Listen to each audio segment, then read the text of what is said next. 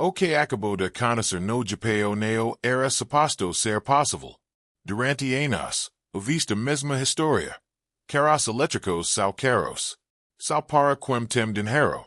São o futuro, sim.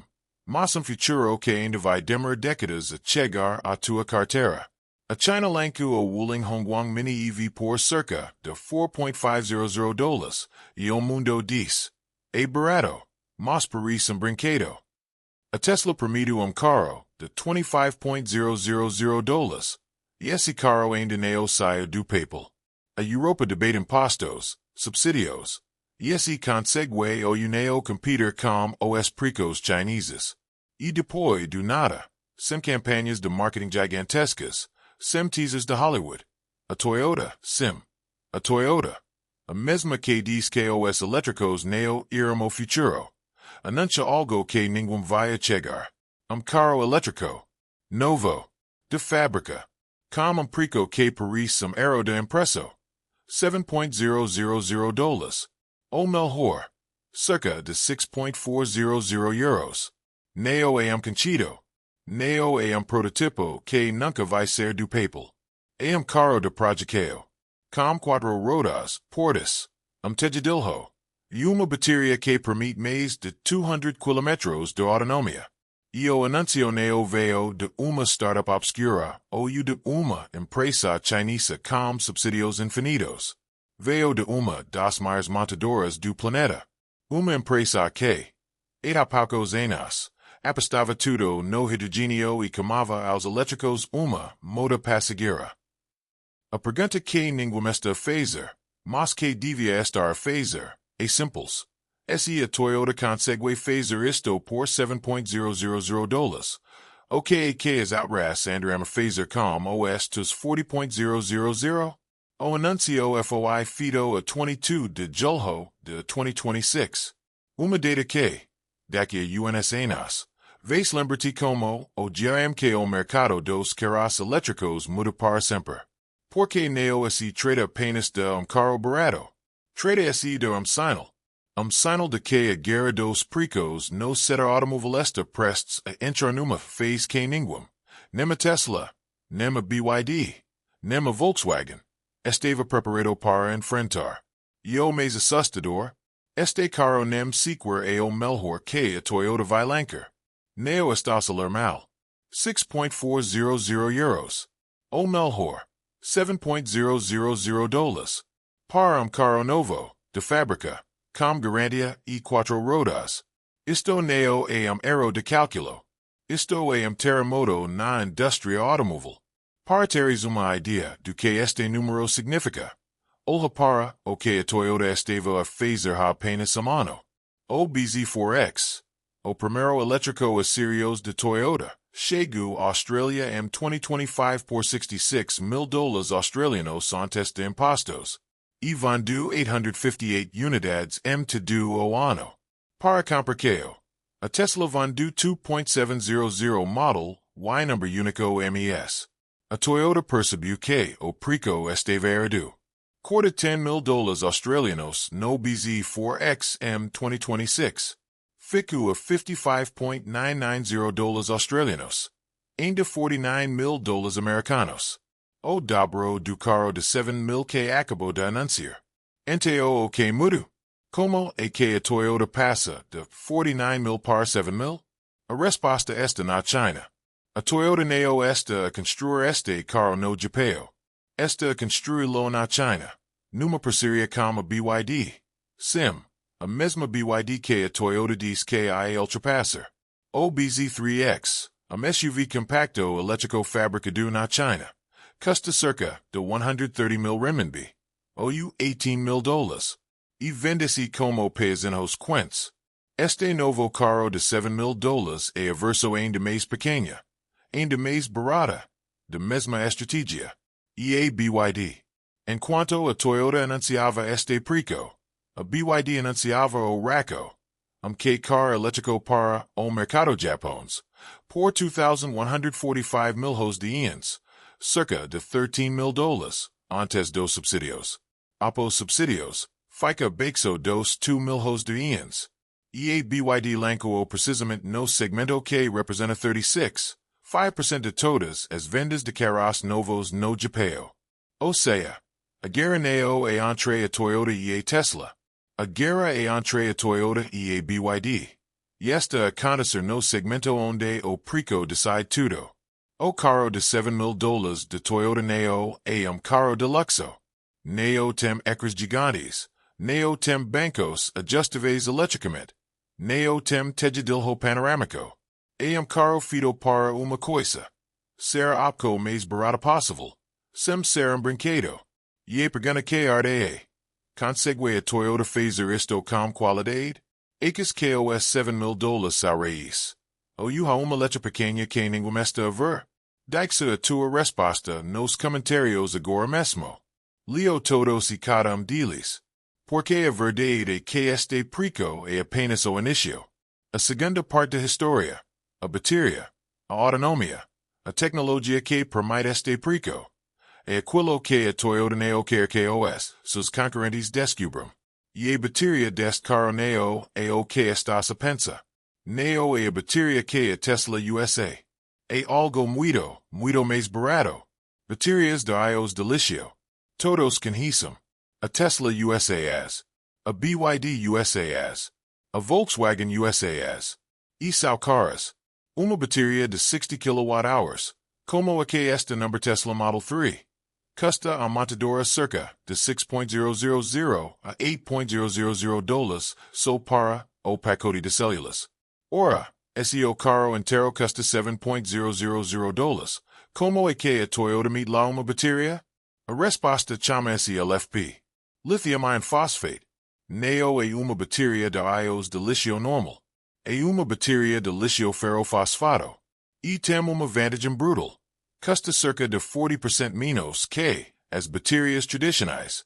A Toyota anuncia em 2023 a sua estratégia de baterias para a próxima geração de elétricos. E diz uma coisa que ninguém leva a sério na altura. A elencar uma bateria de popularização. A popularization battery. Com química LFP. Com custo 40% mais baixo e com entrada no mercado em 2026. Ou seja, este carro é a materialização exata desse plano. E a Toyota Neo esta sozinha. A BYD já USA baterias LFP harinas, as camadas Blade Battery, que equipam o Atto 3, o Seal e o Dolphin. A Ford também anuncia que vai usar LFP no Mustang Mach-E. Mas a Toyota fez algo diferente. Neo comprou as baterias fornecedor externo. Fecha uma parceria com a BYD para produzir o BZ3 na China. O primeiro carro elétrico de Toyota com baterias de BYD. E este carro de $7,000 é o próximo passo dessa aliança. O que este prestes a revelar nunca foi contado desta forma. Se ainda Neo está subscrito, faz isso agora. É exatamente este tipo de história que trazemos todas as semanas. Porque a tecnologia LFP tem outra vantagem, durabilidade. A Toyota garante que as baterias LFP mantêm pelo menos 70% de capacidade original durante 10 anos ou 100,000 km. Desde que faz uma verificação anual de saúde de bateria. E quer ganhar de 10% a 80% em cerca de 30 minutos. Neo é a velocidade de Tesla, mas para carro de $7,000 é mais do que aceitável. A autonomia. Os primeiros relatórios apontam para cerca de 200 km no ciclo WLTP. O suficiente para o dia a dia da maioria das pessoas. E a Toyota está a lançar este carro exatamente no segmento onde o preço decide tudo. O segmento dos pequenos carros urbanos. O mesmo segmento onde a BYD acabou de lançar o Raco. Que carro elétrico para o Japão. Por cerca de $12,000 após subsídios. O carro de Toyota custa quase metade. Pensa no tu trabalho por segundo. Pensa nas pessoas à tua volta. Pergunta a ti mesmo, quanto tempo falta para isto chegar a ti? Porque já está mais perto do que imaginas. A indústria automóvel mundial está a tremer. E neo é por acaso. O que a Toyota anuncia com este carro, de $7.000 neo e apenas novo modelo. E uma declaração de guerra. Yo alvo neo e a Tesla, e a BYD. A guerra dos pricos no segmento dos pequeños elétricos está a aquecer ritmo que ninguém previu.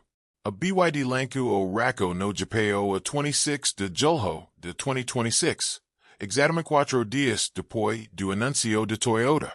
O Raco custa $1.95 de ienes antes de impostos, cerca de $13.000, e com subsídios fica a baixo dos $2.000 de ienes. A Toyota responde com carro que custa metade. E este é o ponto onde os gigantes europeus e americanos percebem que estão a ser ultrapassados.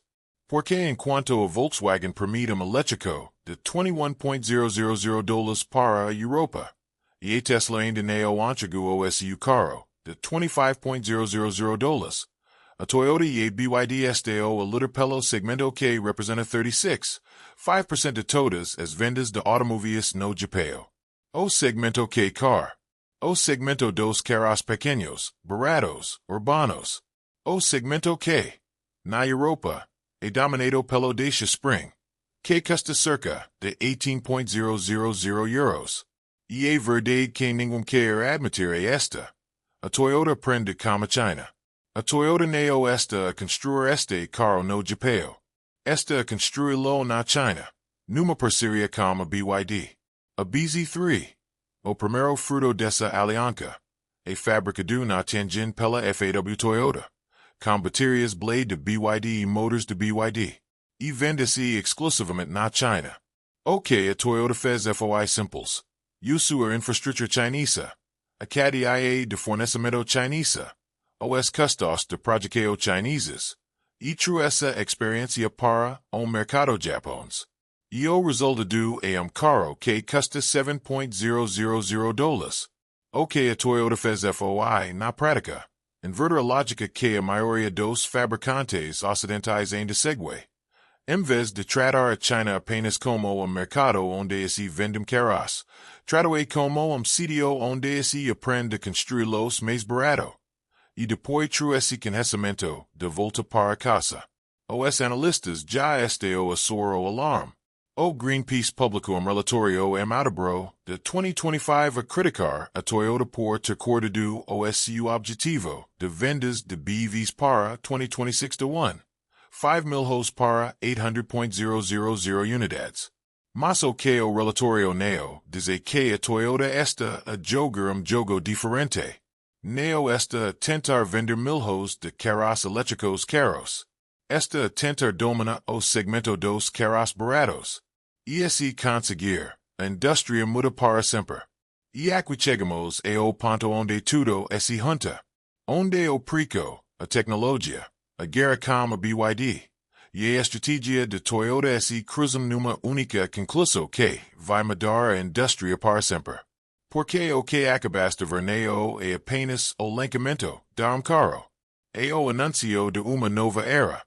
Uma era onde o preço da entrada para carro elétrico novo caiu para os $7.000, e onde os gigantes que não conseguiram acompanhar veio simplesmente desaparecer.